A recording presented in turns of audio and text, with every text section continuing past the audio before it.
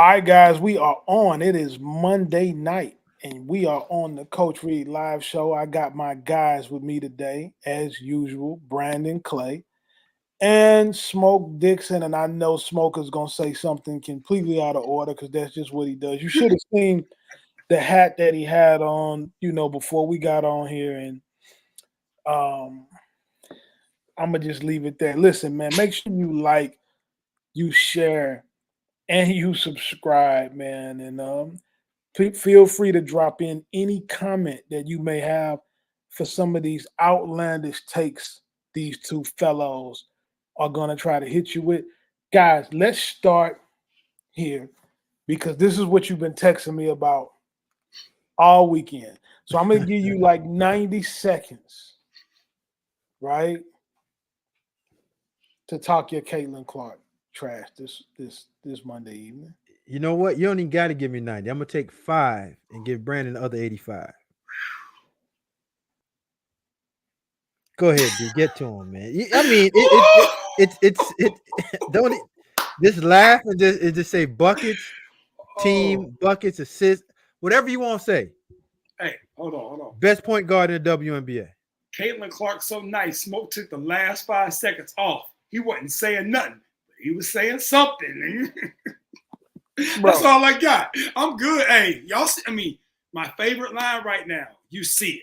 I be in the group message with my guys, Vince Smith, Xavier Johnson. My boy Sean Smith just got the job at Northeastern. Huge shout out to my boy Sticks. He going to get it done with Priscilla Edwards' crew. And I be in the group message and I'm like, you see it, period. You see it. Doesn't Indiana still have one of the worst records in the league? Actually, they're a playoff team. If the playoffs started today, after going 13-27 last year, they are 13-15 with 12 games remaining to play in the regular season. I think Caitlin Clark's a pretty big reason why, but what do I know? What do we know? Small town brother with a Nas flow. Does Angel Reese to have an opportunity for Rookie of the Year? Absolutely not. I love Angel Reese. That is not a shot. No, but there was a lot of hate in your voice, man. No dice, no shot, man. Move on. Next love her. She's had a great year, and in any other year, she would be at the top of the list. No but doubt. Not this year. Nah. I know what I'm watching. Not this year. And that's okay. Who leads the NBA in assists? What's it? Are you talking WNBA? WNBA, yeah, WNBA, the W. Who else? Okay. Who else? We don't need to say a name anymore. Just who else? Who else? Bro. Listen. Who else? The W. Hold on. Switch the topics before we bring my guy Rome on. I do want to talk about this. I want to get both of y'all's take. Will Howard at Ohio State, can they win the national championship with him at quarterback? Can they win? First of all. Talk to me. You see that smile on Smoke's face? You asked him something he really wants to talk about. No doubt. I've been saving that one all day. He wants to really unpack this because he hates Will Howard. 110% lie. Let me bring the mic closer. 110% lie. He hate every. Here's what I said. You ready, Reed? I'm ready. Okay, here's what I said exactly. I said the only way that Ohio State does not win. Can you hear me? I can hear you. The only way Ohio State does not win the national championship if Will Howard plays like he did when he got benched at K-State. Fair. Will Howard is one of the most talented, big arm, wild athletic quarterbacks in college football. There's a chance that he jumps up to the top 5 in all the quarterbacks coming out in the draft next year. Fair. Now, don't sit back. I've never once questioned his skill set. I just told you his inconsistencies is decision making and accuracy. Pull the tape up from the Unfiltered show. You finna make me find this while we wait on here. Go ahead. I never once said he stunk. Oh my God. Go back. Now here's what I will say. This is again not one time, not one line.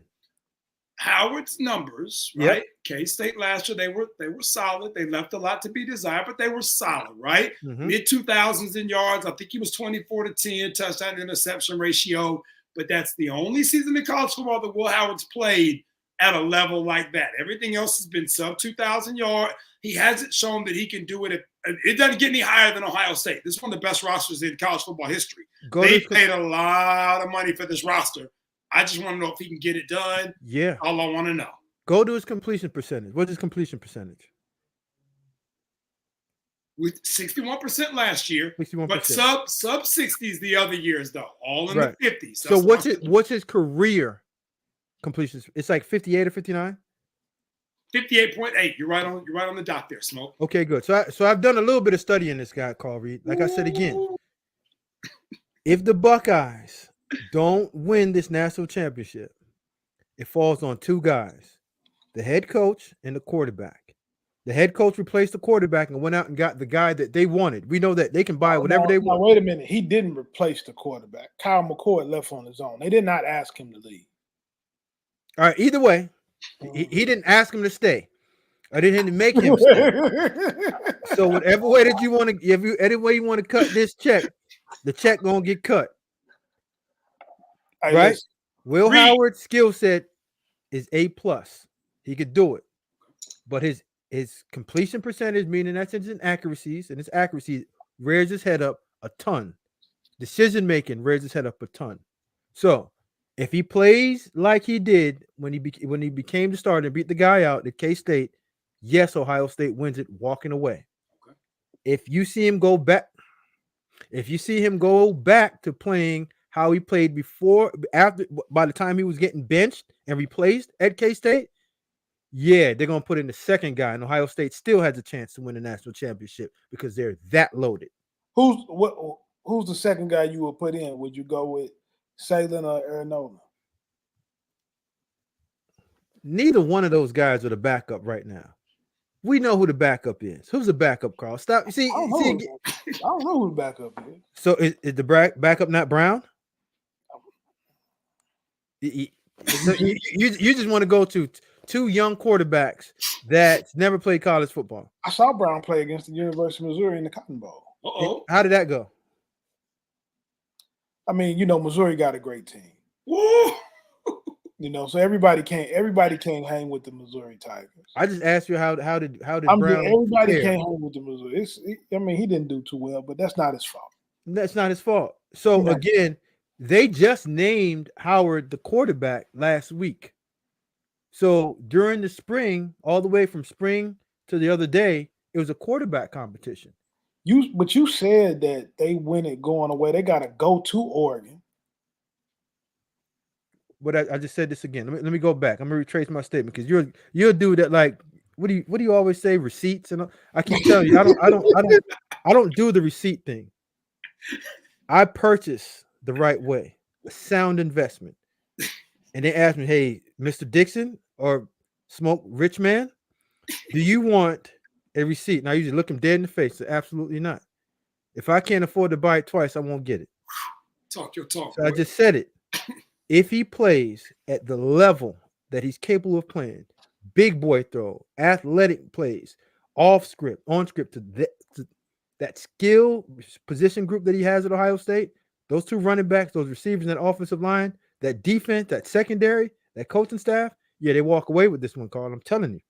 I talked to an NFL scout the other day that told me nobody has more NFL talent than Ohio State right now, period. Yeah. Read. Multiple day one and day two picks at each position. You could put day one, day two just in the secondary alone. Yeah, at each position. At each position. And they go 2 or 3 deep. Reed, best rosters in history. That running back room is crazy. This roster is not as deep as that Florida roster when Urban won it, when you had guys like coming off the bench, when Percy was there, when Brandon Spikes was there, when you had receivers getting drafted in the 6th, 7th round and the Pouncey brothers. It's not that deep, but top end talent, yeah, it's coming close to that Miami 01. But you can't say that until they win it, though, right? I'm not saying that. I'm just saying the talent alone can match up to their top end. I think you could say that. Like, I think you could say that today, right? Like, talent graded. Now, does the talent perform? That's a different question. We're not saying they're as good on the field, but like the talent level is. This coming from a Georgia fan. The talent level is wild. Like, I am flattered. I guess they put us at number 1, but I don't know, dog. Like if that roster can stay gelled and cohesive, there's a lot of people on that roster. But that roster's good, boy. The only reason why Georgia's at number one is because of consistent play of their quarterback. We got a comment on Instagram from Coach Poe, who says, I must be tripping because why are we talking about Ohio State when Kirby is still at Georgia? Hey, hold on. You know, I love a chance to talk about my guy. But I gotta respect what's happening in Ohio State, man, right? They went and spent the big bag. Like this is an unprecedented legal bag. Hey, even for people like myself and Smoke, who are SEC country, Reed, y'all still the Big Eight as far as I'm concerned in Missouri. But okay, so hold on. Let me switch subjects. Before we bring in Roman Tubner, coaches at Tennessee, I want to know what y'all think about Heupel, Nico. Can they get it? Can they take that next step this year with him at quarterback at Tennessee? Talk to me, Smoke. Talk to me, and we're going to bring Roman after this. Well, when you say take the next step, go a little bit more in depth. What do you mean? I mean, with the college playoff expanding to 12 slots, right? I think Missouri is capable of being in one of those 12 slots. Not that they will, but that they're capable. Is Tennessee also capable, if things fall right, of being in one of those 12 spots with Nico at quarterback? Not this year. Yeah, I think they're 2 years away. Yeah, not this year. What they're doing right now in recruiting and loading up with that roster, and we're going to touch on that on Unfiltered. See, Reed, they are doing a heck of a job of starting where they need to, especially up front, and fixing that quarterback position. When you watch Nico in that in that bowl game, yeah, he different. He liked that. I was texting a friend of mine, Paul Parker, actually a parent in my club program during that game, and I'm like, "Tell me you're not excited right now, man. This might be the best quarterback y'all had in years." He's like, "Man, I'm trying to be cautiously optimistic." I said, "Man, get that out of here, boy. Like, I see it's like how I felt when Kirby was getting to the point where you felt like he could win the Natty." Yeah, I mean that's you can see them making some strides, man. Yeah, that's typical. That's typical fans. They don't want to get too excited, not knowing they might get gun shy. But I'm gonna push my chips in on Nico. Okay. Physical set, Nico has it. I will say this: when is the Tennessee won a national championship in? Was that 98? 98, the first one. In 1998, gas was $1.17 a gallon. Mm-hmm.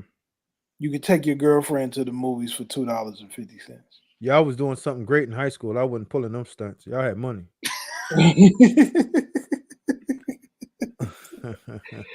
That's hilarious. I mean, Tennessee, though, they're doing a great job recruiting.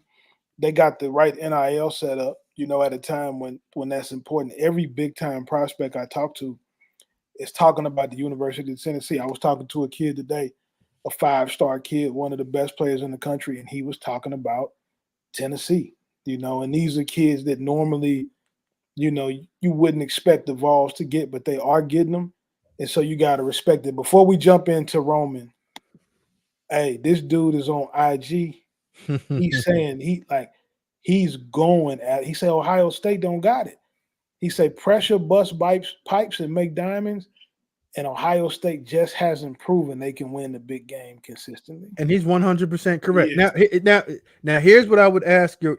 I think that's one of your partners on IG, because these questions it sounds like you're coming up with these, Reed. No.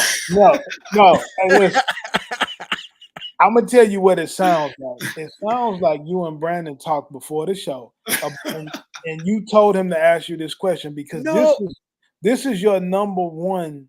Like, you have been dogging Will Howard in Ohio State all offseason. I think, and I'm gonna pull the tape up. I'm gonna roll the tape back. Pull it from Unfiltered. I have never seen such a about face, such a change.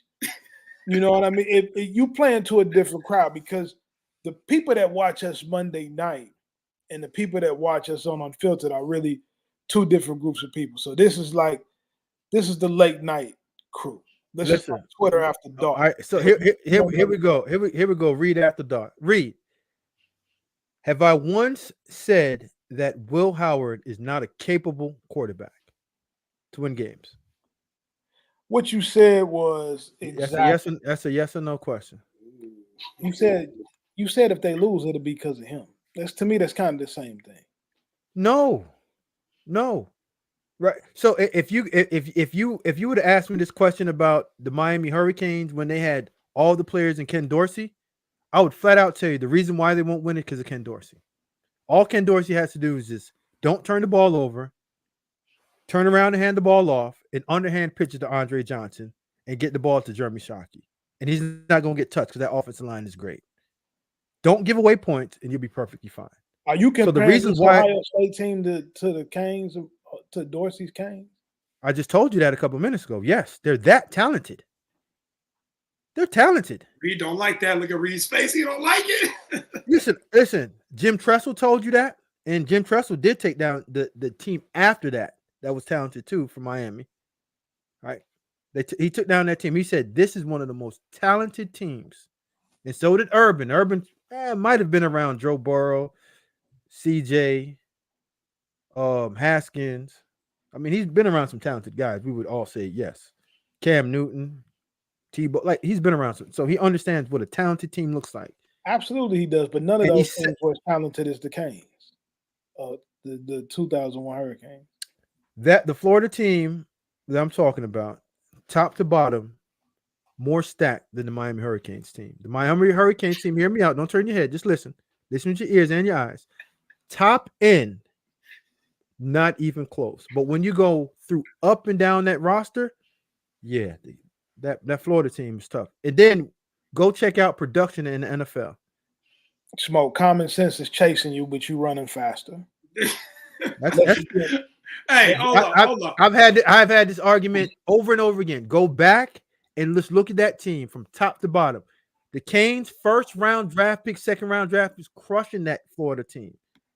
But when you look from the first round to the seventh round in production over the years, that 2008-9 team, and I think it spanned to like 2010, that Florida team, my man, the backup is in the league.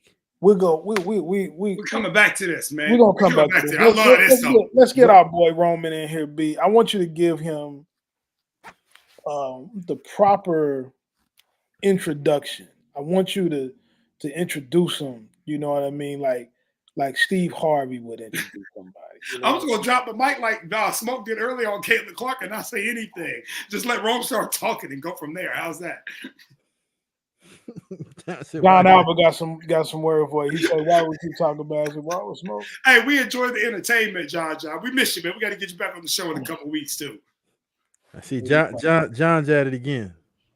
There you go. What's up, young fella? How you doing tonight, man? What's up, man? I'm good. How y'all doing? Doing well. Hey, if y'all don't know who this is, we are blessed by young greatness in the game right now. Roman Tubman is one of my favorite college coaches in the game right now. I think the career trajectory to date speaks for itself. No stone unturned. One of my favorite phrases, right? To see, with the 4 or 5 years now, Rome, that you and I have gotten to really know each other. Just the work that he's done, made the transition to Bama from Missouri State, just works his tail off. Smoke, you can appreciate that. And obviously, Reed, with your background, so can you. He's a worker. A lot of people wind up in these positions by happenstance, a family tree, a legacy. Definitely not the case here, but the star power is there. And now, assistant coach at Tennessee. I want to hear his take on Heupel and pick up basketball. And Nico, we're gonna get to that in a minute, but let's talk basketball. Hold on, real quick. I'm gonna let you go, B. Let's let the viewers know that he is an assistant women's basketball coach at Tennessee, so we can be clear. But we're gonna ask him all things Tennessee today. Go ahead, B.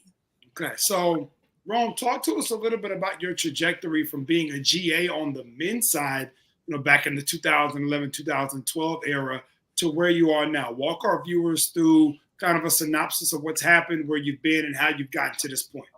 Okay. Well, I'll kind of go slow into it. I'll get to it fast. But in 2011, I moved to Monticello, Arkansas. And basically it's listed as a GA. But to be honest with y'all, I work with men's basketball for free. So Alan Sharp, who's the head women's coach at Alabama Huntsville right now, used to be the men's basketball coach at Wallace Hansville. on the men's side.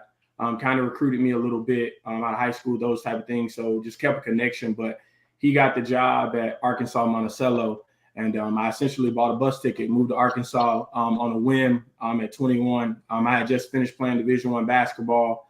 I don't come from much, broken home, those type of things. So bought a bus ticket, man, went there, took a loan out, passed the recruiting exam, got my CDL, got in an online master's program, and worked full-time with men's basketball for free.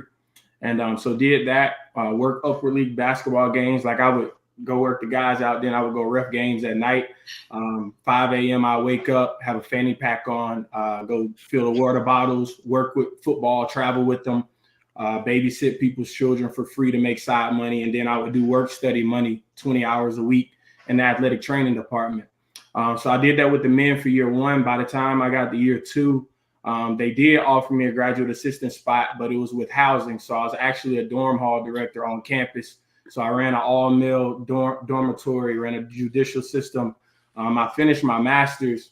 So I actually started teaching classes. So I taught strength and conditioning, first aid, those type of things. And then I taught Upward Bound in the summer. So all the high school students, so like in Southeast Arkansas, it's basically an impoverished area, you know. So all those students from like Warren High School, Lake Village, it's like right there in the corner with Mississippi. I would teach them in the summertime. So I did that for 2 years. And then the women's coach walked in, offered me a job, man. It was $18,000 in my third year. So I just took it. And the rest is history after that. So I'm just thankful for the opportunity. My biggest thing is I bet my life on it. And a lot of people just kind of come and go with it. But I love the game. I love the sport. Men, women don't matter. And if you hire me, you're getting somebody who really, I mean, I'm doing it all. You know what I mean? And so I've been doing it now going into my 14th season. But when I went to Arkansas Tech, recruited players, conference player of the year, Division II All-Americans, 3 all-decade players. We won 3 conference championships in 3 years when I got my opportunity. And then I got into Division I. I'm kind of taking off since then. You know, I got the WBCA 30 under 30, top 50 impactful assistant coaches in the country. And then Christy Kerr gave me an opportunity at Alabama. And I just needed a chance to do it on this level. And, you know, 3 straight 20-win seasons, a top 12 recruiting class in the country, a McDonald's All-American, and, you know, some different things after that. But honestly, it's just coaches giving me opportunities to display what I can do in all facets. And I think anytime you go to the Division II level and you do X amount of years there and you work your way up, you know, it's important to become valuable. So a lot of people, you know, they hire you to be a recruiter. They hire you to do offense, defense, X's and O's, late game situations, player development, scout coach. You know, I kind of pride myself on being able to do everything. So a lot of these situations, you know, when I enter a new level or enter new doors, it's honestly, what can you do at the institution and for the program that you're at? So a lot of different places I've been, I've had different hats. It's never the same. So, you know, I just pride myself in trying to be elite every day at my job, and having a, you know, people say they have a day one mentality, but they don't. Like I literally wake up every single day and it's a new day and it's just back to it from scratch. It doesn't matter what happened. So that's just pretty much me, and the evolution of it. And again, I'm just thankful for the opportunities I've been given, to now be here on this level, at the University of Tennessee with the Lady Vols. Hey, Ron, follow up to that. I love that. First, I think the first 75 to 90 seconds of that, all of us have something like that. I remember, you know, I didn't know Smoke when he was having that moment in his life, but I knew Reed when either one of us would be struggling, you know, just to pay for whatever trip we were trying to take to go be around the people we needed to be around. And we were funding that off of, you know, I was substitute teaching at 20 years old. You know what I mean? Like you were just trying to hustle to make the ends meet, to pay for your next trip, to try to get ahead. I love your story, and I love to hear people talk about that stuff. And I think that gets lost in the shuffle. People see you now as, oh, he's at Tennessee. That must have just happened. No, it didn't. You know, you put the time in on that. Correct. Talk to us about what your role looks like day in and day out. Obviously, brand new staff, all of you, even down to the head coach. How do y'all divvy stuff up? What are you doing? And what does that look like? I know you've raved about the boss, Kim Caldwell, so I want you to touch on that for us. Yeah, I love Coach Kim. You know, I think she's new And I think she's something fresh that a lot of us young coaches are kind of looking for when you talk about mentors and people who, being introduced to the public side. But, we want to go into a healthy work environment, and we want to be allowed to grow, professionally, every single day. And I think she allows our entire staff to do that. My role, it just kind of depends on the time of year. This summer, it was big time recruiting, big time skill development, and, as we go into the fall, that turns into other things, scouting, and different things like that. But, every single day, like I had 2 players text me 30 minutes ago trying to get in a workout in the morning. So I'm gonna wake up, but I'm married and I got 2 kids. So we're going to get my daughters together, and we're going to drop them off at school. And then, I'm going to go in the morning, get a couple workouts in, then, meet with the staff and then get adjusted with whatever we need. But big role for mine is recruiting, player development, skill development, and then a lot of the things of what we do behind the scenes on the campus. You know what I mean?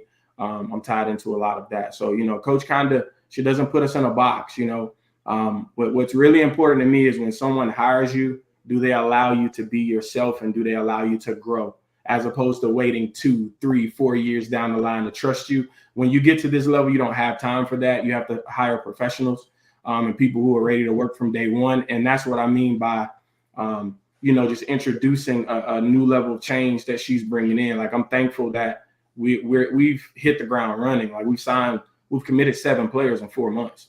You know what I mean? And we've got an entire new basketball team, well, besides the returners that are here. And, I'm gonna be honest with you guys, if you came to practice, I think it would look like we've been together a lot longer than we are. Not saying that everything's perfect. The chemistry's good. You know what I mean? And it's a good work environment. Coach, you set a bar right there when you said that coaches don't got time. They got to hire professionals. Yes. When you talk about your journey and your come up, I know Smoke will tell you this as well. We get calls by so many guys that they want their first job to be Tennessee. They feel like because they played, they feel like because they, they might have had success as a player, or, they might can play Madden or something like that, that they feel like, hey, I should be able to get in the SEC. So when you get them the opportunity to go to a Montevello, when you get them an opportunity to go to a Baldwin Wall or some of those schools that you mentioned, right? A lot of them, they think you hating on them. They think that you're doing something to impede their progress instead of taking it for how you took it, which is an incredible opportunity to go and show that you can do the work. A lot of guys don't want to go to Arkansas Tech, right? Correct. But, I do want to commend you for that, because out of every 10 calls I get, and I get thousands of these calls a month, hardly anybody wants to take a job at what the true entry point for them to get an opportunity. And a lot of guys, they could have been great at this, but we'll never know because they're not willing to do it. So you positioned yourself, and now you in the SEC. I think that's a lot to be said about that. Yes, sir. Thank you. And I just think it all goes back to a lot of people don't love the game as much as they say they do. And you love something, you're willing to do whatever you need to do to be successful in doing it, and you want to make sure you treat it right. So I love the game, and I've always wanted to be a part of it. So once an opportunity was introduced to me, I just wanted to seize it, and it didn't really matter what it looked like, and as far as the professional, that's something I actually picked up. I do want to say his name, Brady Sally, is the head coach at Ball State. That's something I learned from him when he hired me. He expects you to do your job. He's not going to, micromanage or sit over your shoulder. He just wants production, wants you to be a good person above everything else. And, that's something I've taken along with me over the journey. Rome, there's a lot of young coaches out there, like Coach Reed said, that aren't willing to put in the work, aren't willing to say, you know what, I'm going to sleep on the floor in the daggone locker room just so I can get up and be on time before everybody get here so I can get my job done. Correct. And then you touch on being a professional. There's a bunch of young people that's listening to us now. If you had to give them 3 tips just to say, you know what, make sure that you have this in order, that in order, and the other thing in order, just to make sure that you can get to be hired or even in front of a coach for an internship. I mean, the first thing you need to know is what you want. What's your purpose? What are you trying to achieve? I think the goal, the vision of what you're trying to achieve is really, really important. I think from day one, anybody that knows me will tell you, it didn't matter if I was at Arkansas Monticello. I always wanted to be at a certain level and to achieve and to grow towards my dream. The second thing is knowing how to treat people. You never know where people are going to be at down the line. Me and B. Clay met each other some years ago, and now we're sitting here on this podcast. And I had no idea that this is where I would be. So everyone you interact with, bring your real self to the table and treat them with respect, no matter where they are. I think that really, really matters. And then I think you need to be organized and focused on whatever your goal is. So whatever, I'm listening to you. No, go ahead, finish. I'm sorry. I said you need to be organized. So if you do have a goal and a dream, well, what do you have written down or what's in front of you to achieve it? So you need to be organized in that. I think you treat people with respect, and then you need to know your goal. Those are the three things to me, and I think everything else you can figure out in between. Coach, we got a question for you from one of the viewers. Let us know if you can see that. Coach, how do you think this new look Lady Vol squad will look against the best teams in the country, like South Carolina and UConn? Okay, I will say, well, playing against those teams for the past 3 seasons at Alabama, where I was associate head coach, I think our team is as talented as anyone I've ever coached. We did sign, what's crazy is just like people don't see, like Samara Spencer averaged like 14, 15 points at Arkansas. Ruby Whitehorn was McDonald's All-American. Talasia Cooper was a McDonald's All-American. Z Spearman was top 30 in the country. Alyssa Latham was ACC All-Freshman team. Those are the 5 players we brought in. And then we returned Jewel Spear. We returned Sarah Puckett. We returned Tess Darby. We returned a lot of players. Kaya Wynn, who was a good role player here. Kanaya Boyd, who was top 30 that didn't play last season. So there's some players that I didn't name or mention. Don't want to leave anybody out, but we have a very talented roster. But how we'll look, we're going to see. We're going to be competitive. We're going to compete. We're going to go towards every game looking to win. And my head coach has won a championship, I think, her last 8 seasons as a head coach. And I'm not on here saying that that's what we're going to do, but that's what we're going to try to achieve every single year. So we're just practicing and working every day towards our goal, and we're going to compete. Talk that talk, Coach. Talk that talk. Hey, when you said I was the associate head coach at Alabama, smoke jumped up in his chair a little bit, 2 inches. You know what I mean? He's 6'1" now. For the rest of the show, he's 6'1". I mean, Reed, listen. Every great man has to take a journey, and that journey usually has something to do with the capstone. Just like Roman to tell you. Now that he can move on, he could listen. He's ready for greatness. If he done set himself, he set himself up already. Now I'm from Montgomery, Alabama. I already know you from the Gum, Catholic High. I already know that. From the Gum. You got my man, Coach Johnson over there, Kurt Johnson over there, that I be rapping with all the time. Yeah, he never wanted to give me any of his players though, but that's a whole nother thing. That's a whole nother cook up. We get to that too. But nah. The Gump's where it's at, man. I respect. Hey, Roman, talk to us a little bit about kind of the breakdown of how Tennessee, obviously the storied history, Pat Summit, all these things, right? How different is every day wearing that blue and orange, being on that campus? The kids up there play like elementary school basketball. Like it's actually sponsored by the school. I've never heard anything like that in Georgia, right? Walk us through what that looks like now through the first several months on the job and just how different that energy is. Well, I try not to get too tied up into the energy because I want to make sure that I'm focused and I'm doing the job. You know what I mean? And that we're preparing our team every single day to be better and the players to be better. So none of us want to get caught up in it. But I will say the difference is it's different. Just from the alumni support to the fan support to just campus to administrative support and all that's put into our program. It's different. It's running at a high level, and then there's a lot of expectation. I think that's the number one thing you notice from day one is the level of expectation that's here. So we wake up on every single day, man, ready to go to work, ready in all aspects. So I just think the difference in it every single day is the attention that's on the program, but also the support. Our fans and the people in the community love women's basketball here. And we're thankful for that opportunity. So, Coach, Tennessee still with Adidas, right? No, we're Nike. You Nike. Oh man, so Brandon don't got to send you 3 players a year, no. I would, you know, we ain't gonna talk about it, but he does his thing on that side, and you know, we got a couple roster spots, you know. Say less. No, hey, hold on. Last week, Reed, you was on John case about Bashan. Now you on me this week. Reed is like, listen, Rome, you got to understand, in every good group, there's an instigator. Reed is really that, like, as he gets a little age on him, he used to be the dude in the middle of the fight. Now he always want to be the dude poking and prodding everybody. Look at Smoke. Smoke is in complete agreement here. Reed want to be the dude that's in the middle of everything, poking and prodding the people. But you know what? I love him for that because he pays attention to all things. He's always locked in. Now, hold up. This is what I know Reed wants to know. Talk to us about the football program, hypo playing noon ball. Walk us through the vibes just on campus amongst the coaching staffs, man. Talk to us. Man, I'm telling you, vibes are immaculate. I'm gonna start with our AD, man. It starts there, his vibe, and just what he does every single day, and how he makes himself available to all the head coaches and the rest of the staff, and how present they are. I was at Smokey's, our athletics only dining facility. I'm in there. And I look up and he's making a salad sitting in Smokey's. You know what I mean? Just talking. You know, and then first day on the job, I got hired from walking through the gym. And when I come in, Hypo's dribbling between his legs, man, about to do a pull-up jumper, stops, runs off the court, and just comes and introduces himself to me. Hold on. Yeah, I'm just telling you, dude's athletic.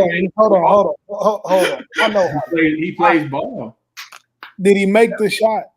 No, he didn't make it. Oh, no. We're not going to do that. He didn't make it. You can't. Say what you want. Hey, you got to come up over here and check up with him. He can play. I'm going to. I'm pulling up now. Hypo didn't make no jumper. Yeah, he got a jumper on him. Reed, what I would say is most quarterbacks, they do everything with the ball well. I'm just telling you, he's got a jumper on him, and like you can tell, like he loves sports. You know what I mean? And but introduce himself to me, and anything you need, and that was that, and it has been like that since I've gotten here, since our staff has gotten here. But great energy, great people, down to earth, super down to earth, and you know, it's more to it than just the new NIL space on why recruits are coming here. Football, men's basketball, women's basketball, softball, baseball is going crazy. Baseball won a natty. Volleyball. You do know the baseball coach at Tennessee is from St. Louis.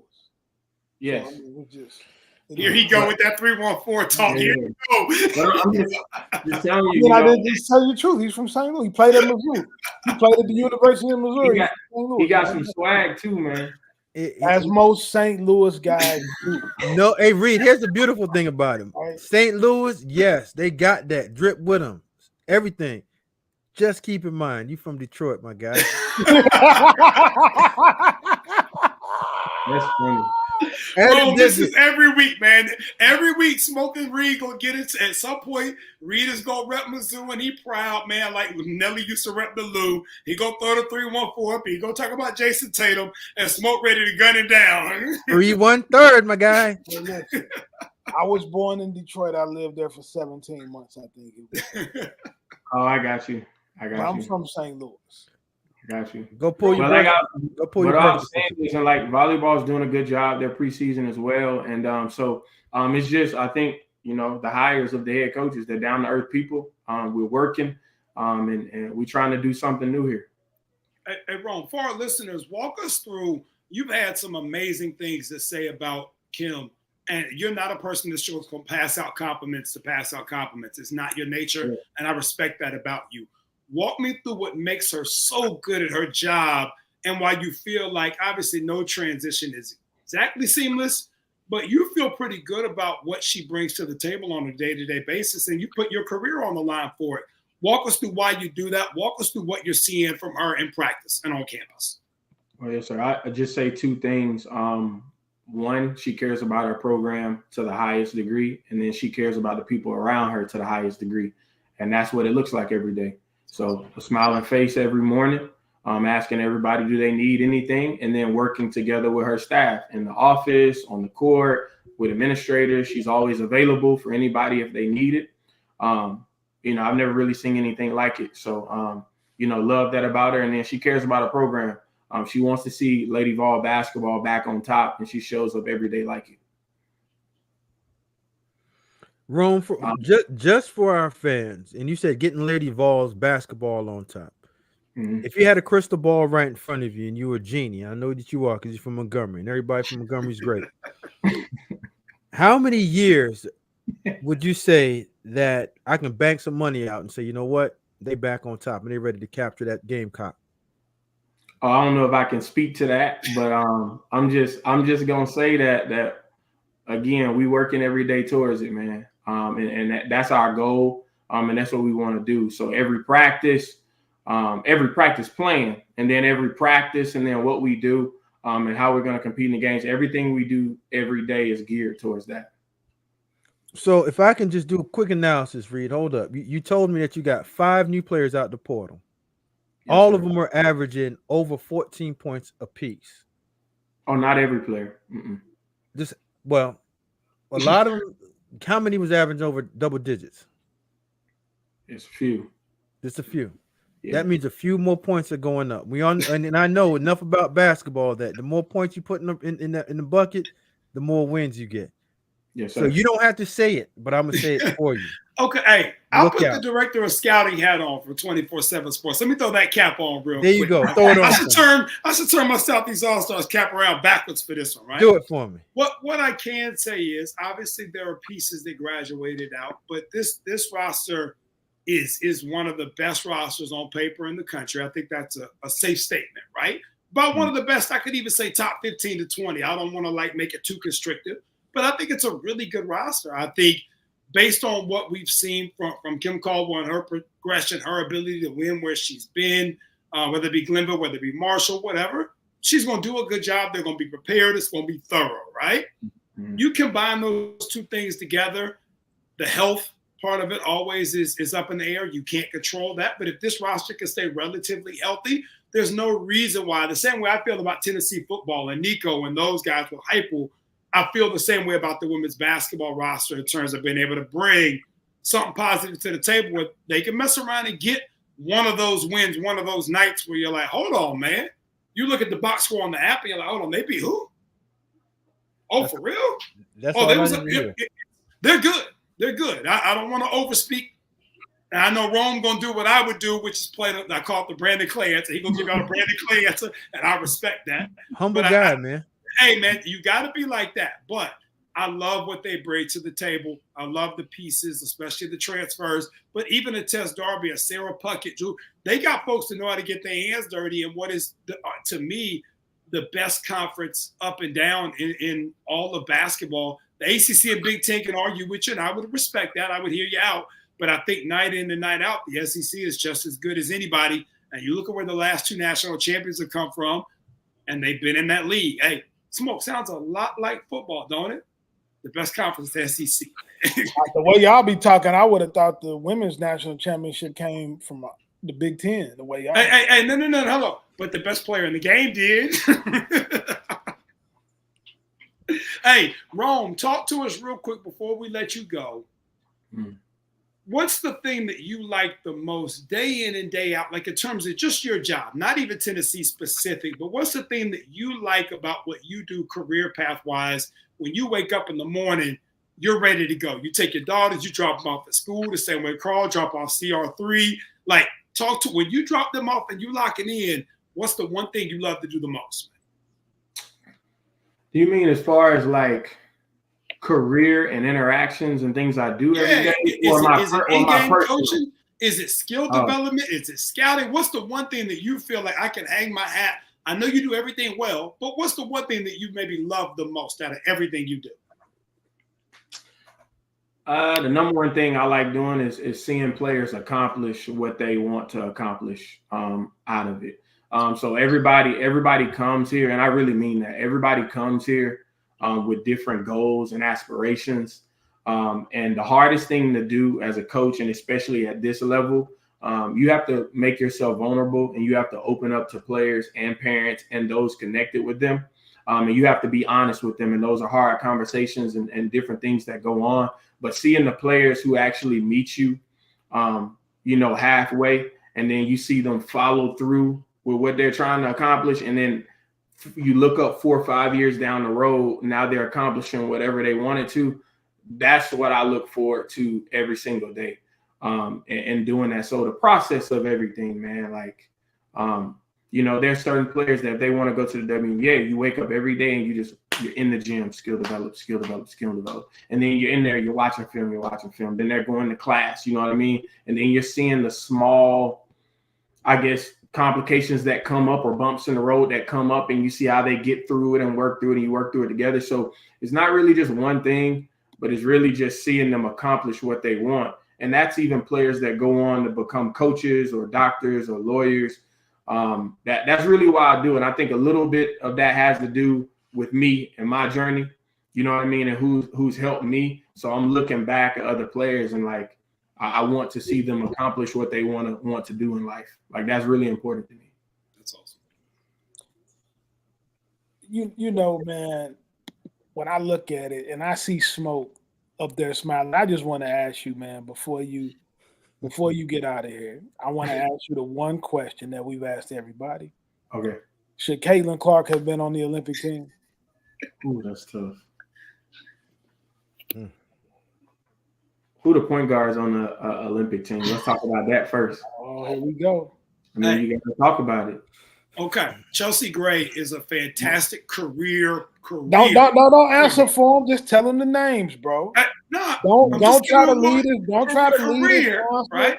With the descriptions. He asked what the names were. Just give him the name. Hey, career point guard, Kelsey Plum, same roster, champion, right? You got some quality pieces there. Sabrina Ionescu has her own signature shoe. New York. Good basketball. Is she talented enough? Is she good enough to be on the team? Yes. That's my answer. But I do think they're, I like the team that they had. And I think that the next team, I don't know the future, but I think she's going to be on it. And I think she'll win several gold medals. And I think she's going to have an amazing career and be a legendary player. That's a great answer. I know that you're ready to be a head coach because you gave a legendary non-answer. Right? That was a fantastic answer, Ron. We love that. I respect that completely. I have no problem. Hey, Smoke won't respect people for that. But I give those answers 10 times a day. I thought it was great. Reed, you ain't say nothing when I asked him if Tennessee was gonna knock down the Gamecocks this year. You let him slide right through. So keep sliding, Ron.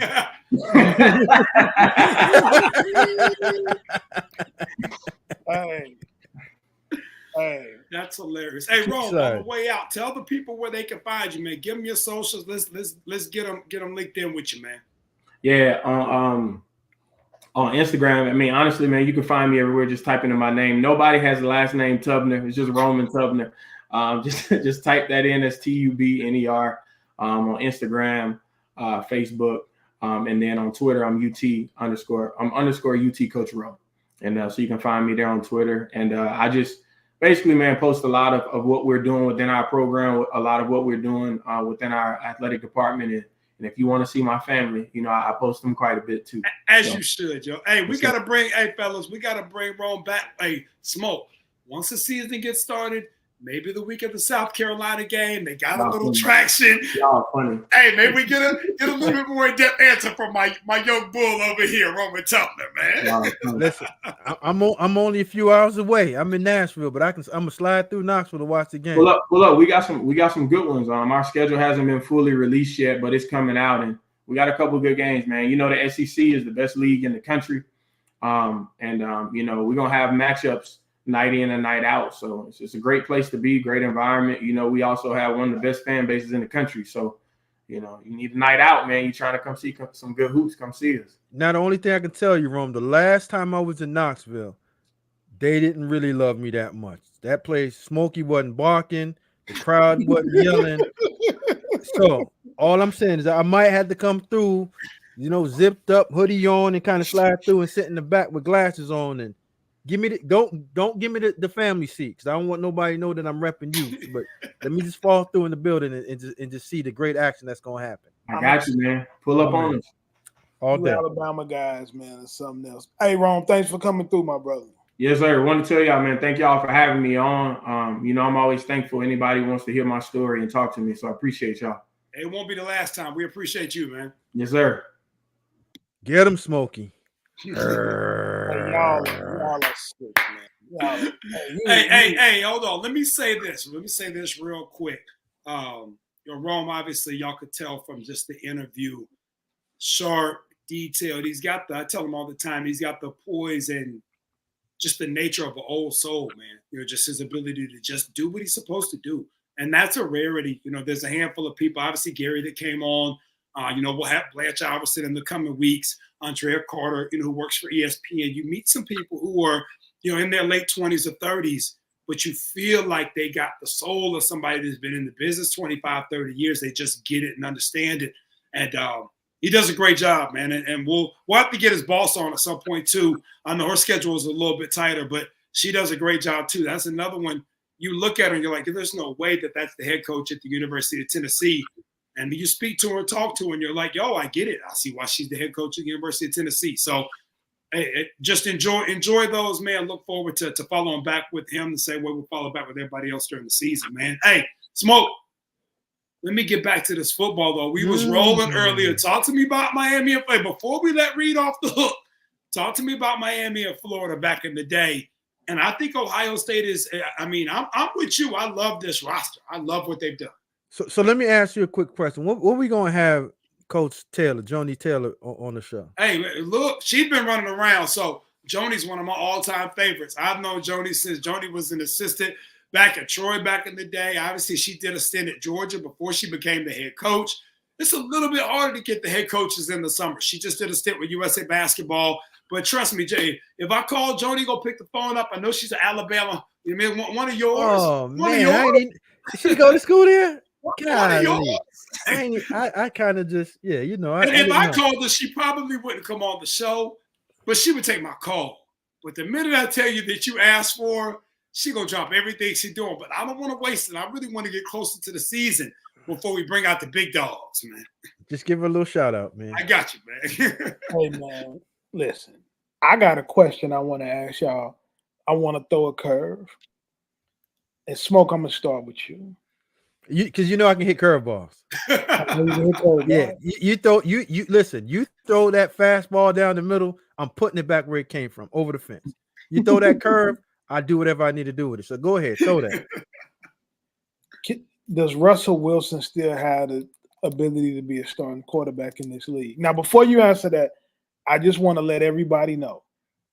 I'm talking about him strictly as a football player. I don't care about, Lil Future and Sierra and all that. This is strictly a football question. That's chatty stuff that we don't even do. We don't get down. That ain't what we are. I'm talking about him as a football player. Does he still have it in the tank to be a starting quarterback in the National Football League? Yes, because you have 32. Now, where he's at on the 32 is probably in the bottom third of my 32 right now. There's a couple of things that Russell still struggles with that you'd wish that a vet like himself would be able to play on schedule.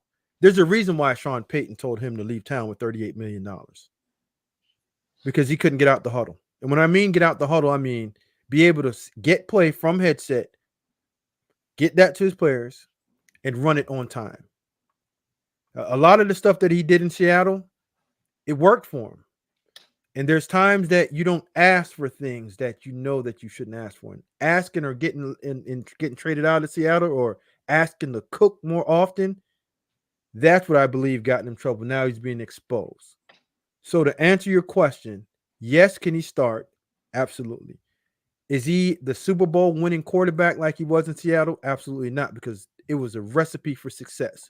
Great defense, ball control, timely plays in terms of him just running around and throwing those moon rocket shots. But once they allowed him to start cooking, everything in the kitchen started burning.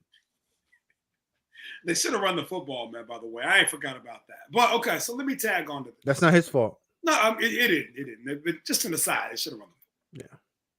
He is what he is. You ask somebody to throw a ball that's not a precision passer and throw it, you're asking for trouble on the 1 yard line. Not with a Hall of Fame back. Okay. one of my favorite lines, Reed, you know I give you a line every week. In the future, are the brothers playing football with your son?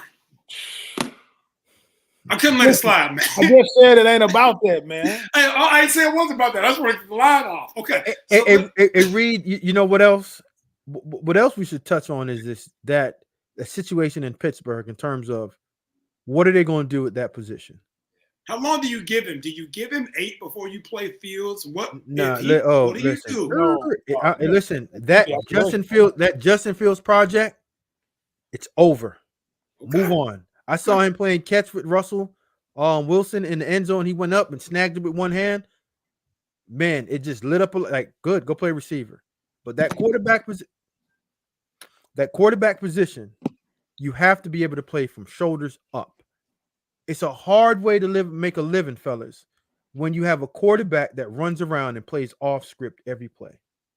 I've lived it. It sucks. You can't get receivers that want to play with him. There's a reason why Brandon Ayuk said, you can give me the money, but I don't know if I want to go there and do that with those guys. There's a reason.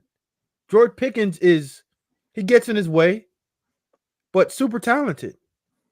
But it's hard to play when you're always off script. Once I get open, the ball should be on me. And I got to run around. But in Seattle, like I said, it was perfect for what they had up there. Guys that ran around, took 10 minutes just to run the route. Russell threw moonshot balls. They caught it. It looked good. But that's Sean Payton said, enough's enough. I can't do this. Okay, so what can we expect for all the Steelers fans out there, Mike Tomlin fans? What can we reasonably expect from this roster? Can they get to 10-7? Can they do that? What can they actually do from your point of view? I think they get to 10-7.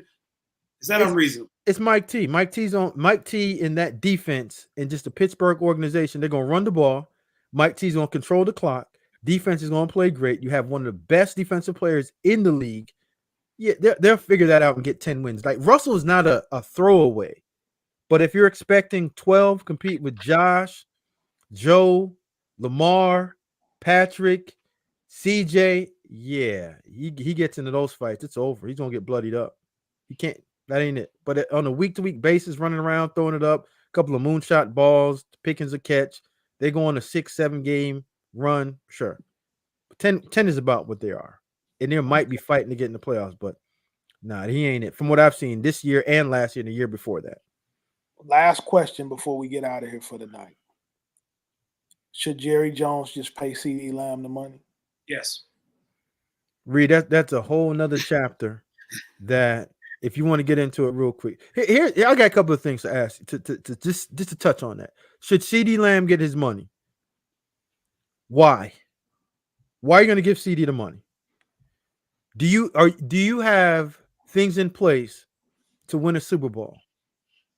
So to me, Jerry Jones should really just get out of the way and hire a true GM and stop wanting to get attention, because I think all this is attention.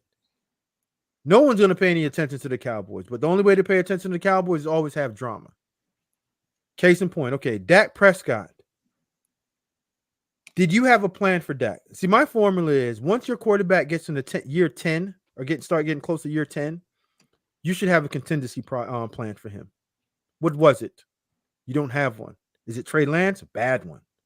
So now you have to pay him because you didn't have a plan. So if you aren't going to play the quarterback, why are you going to play the receiver? And if you play the quarterback and the receiver, they both had career years and you still didn't get what you wanted. So is it time to scrap and start over? Absolutely. It's time to break it back down. Hey, I will say this. That's absolutely. Matt Ryan and Julio Jones. Obviously, Julio was later in his career than CD. But the same thing, there came a point in which Atlanta wasn't good enough anymore. You're paying them just to be paying them, which is the worst thing you can do. And now here we are, 7 seasons later, after that final run, the 16-17 run there for the Falcons. We finally are out of cap purgatory where we can get Judon and Simmons in the same week because we have some money left in August still. But what are you getting? Yeah. What even with the Falcons? Hey, hold on, though. Don't get on my Falcons. No, even with the Falcons fans, and I know you're in a great situation. Don't be pissed off. And Say that again. we got 60 seconds. I'm gonna wrap it up for you. This is great. I was having a conversation with my man Jim Monis, which you got to get on the show. One of the sharper minds in football. Yep. If I'm a Falcons fan, right now I know that at any time that I roll out Kirk Cousins, Kurt is going to give you consistent play, 10, 11 wins, period. And he's going to get you to playoffs. Get everybody in the building. Don't worry, you're going to get an extension. If you have that much belief in what you saw, what Michael Penix did this year, right in preseason, that you're holding him out of the third one, you're saying, dang, we're in a pretty good situation. So what do? Okay, here you go. Throw a little nugget out to you. You only have to pay me for this because a lot of people can't afford me. You say, go out there, Kurt, and play this year. Because all I want you to do is go out and audition yourself for trade. And then you sit back and you wait for teams that have everything lined up, that has a young roster, that all they need is a veteran quarterback just to get them over the hump. Now, the hump, I don't know how far of a hump you're going to get, but it's going to give you a chance. And then you take that third round pick and you start building your team. Because right now, you're not at the place of winning. What you did with Matthew Judon, sure, that's good. Because you got a young quarterback in place, if that's what it is. If you sign Matthew Judon thinking that you're going to win the Super Bowl this year, Terry Fontenot, shame on you. Anything is better than where we've been. Bless Desmond Ritter's heart and Taylor Heineke. Those were some bad. And someone who watches every play. Hey, I got to shout out my dad, John Clay Jr., the most loyal Falcons fan in the history of. We have hour-long conversations during May about the State of the Union for the Falcons. I love that man. He gonna watch this at some point. But all that being said, we both are so happy that Fontenot even has us in a discussion for us to even have this conversation. We've been god awful, man. Welcome back, Falcons. One last thing, just to ask about your Falcons. Talk to me.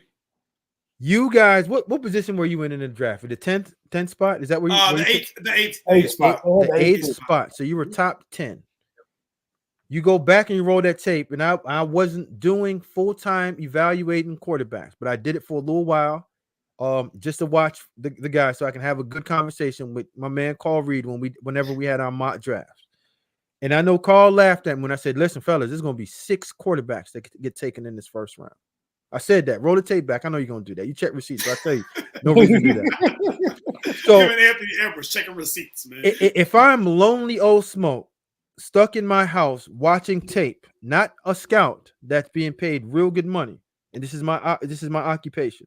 If I can tell you that there's 6 quarterbacks and you're sitting at 8, we knew that the Chargers weren't going to take one, and in some way, somehow, the Giants felt real comfortable about what they have. So at worst, you're saying we're going to get one, guys, and if the one is better than paying Kirk Cousins whatever they paid him, you sit there and you take that quarterback. And you sit down with the owner and you explain what the situation is. But if you take Kirk Cousins and Kirk does not play up to par, that's a fireable offense. Hey, man. On that note, we out. Hold on. Let me finish. Hold on. Let me say my last piece. This is good. I love this. You don't think so? You don't think so, Reed? No. Hold on. I don't disagree with you in theory. In theory, Smoke. I don't. In logic, not theory. In theory, sometimes I'm speaking to you. And I'm with you. I'm in complete agreement. Period. Like there's a period there. Yep. My next statement isn't a but. It's as a Falcons fan who had to sit through Ritter and Heineke, I would much rather have 2 dudes even if we're overpaying one. I don't think anybody in Atlanta, especially after getting Judon and Simmons this week, I think even the people who are like the most mad now are at least like, hey, at least we got 2 dudes who can roll out and maybe win us a game. Because last year, we didn't have nobody. Bless Desmond Ritter and Heineke Hart. Every Sunday you went out and you were like, oh, here we go again. So let me put something in your coffee cup so you can talk drink. to me. Caffeine, no sugar, just straight black. Me, smoke. Got you. So what you spent on your quarterback and you're building your team, the formula that's worked in the last 10 years of putting together a really good team. You go young at quarterback where you don't have to pay, and you can pay a bunch of skilled players and the best players to have support around them, and that's how you win. So Every one of those quarterbacks that were in the top 6, all of those guys had the skill set to play and start in the NFL. We just knew there was a few of them that were more ready right now. You have to self-evaluate and be honest with yourself when you're going through this process. I get it from a fan's point of view, but when you're in a team building point of view, just like if you're building anything, Reed, it takes time. It does. And you have to put together the right plan in place to sit down with ownership and say, okay, listen, this is the 3-year plan, and this is how we're going to get to it. San Francisco did the same.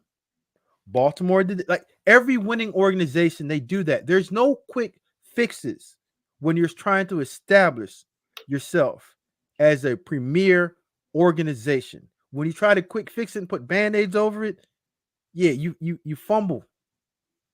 And you make just bad mistakes just because you're saying, we got to get them because we got to win 7 games. And the goal is to win a Super Bowl. How many organizations can do that, though? How many can do that? The ones that can hire the right people.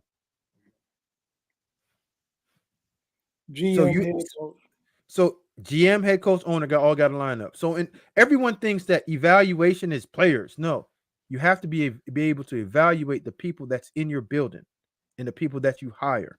Hire the right ones that can sit down with you and give you the correct information in order to get your thing going. Because if you're just hiring because your buddy said to hire and he's highly recommended and he did this when he was the assistant, man, you better make sure that when he was the assistant, he was involved and not just didn't have a title. And he'd come in and give you a good plan for your organization. Because really, look what happened in Buffalo. Look what happened in Cincinnati. Look what happened in Houston. Look what's going to happen in Tennessee. So if you follow the trend and just see who's coming from where and how that team's built and how the organizations have built themselves, I mean, Reed, you and I can be on that search committee and just say, okay, that's the one, that's the one, that's the one, that's the one. You need to go there and you need to go here. It's poor hiring. You're right. No disagreement there. Hey, like I said, man, as someone who be talking to the most loyal fan ever in May, I'm just glad we got some people who can throw the football, man. Hey, Smoke, if you got an arm on you, we'll take you too, man. We'll put you on the practice squad if nothing else, man. you better be happy. You better be ready if you can beat Tampa, the Saints, and my man down there. Like you can. I think we can get all 3. I think we can win the division and make the playoffs. Hey, and around here, that's all you need, man. We leave the winners to the Georgia Bulldogs, man. Golly, that's a bad outlook on life, man. Just trying to survive. This is Kirby town, man. Everybody else, Kirby and the Braves, when the Braves are healthy. Obviously, Acuna, those guys are hurt. We had some pitching struggles. But, man, if the Braves and Georgia football are winning, everything is good. I would tell Reed he didn't understand, but Missouri ain't won enough for me to say that.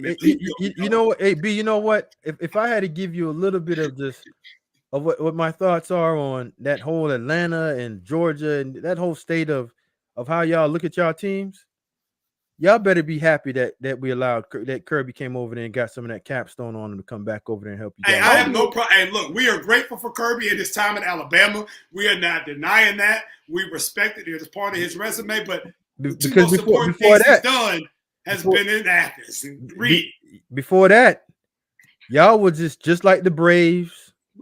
Hey, hold on. The Braves won a couple championships. You got to put y'all were just like the Braves on the level with the St. Louis Cardinals consistently. Yeah, y'all were just like the Braves, almost. But the Yankees got you every year. The Braves got 95. Let's not forget 95. Yep, we just got the 1 in 21. Like, come on, man. Hey. The Braves be winning for real. I don't know what. Y'all put some respect on our name, boy. From John Smoltz to Ronald Acuna, the Braves were the best franchise in the last 30 years. I don't want to hear nothing. The Braves are one of the biggest almost ever. You guys are happy.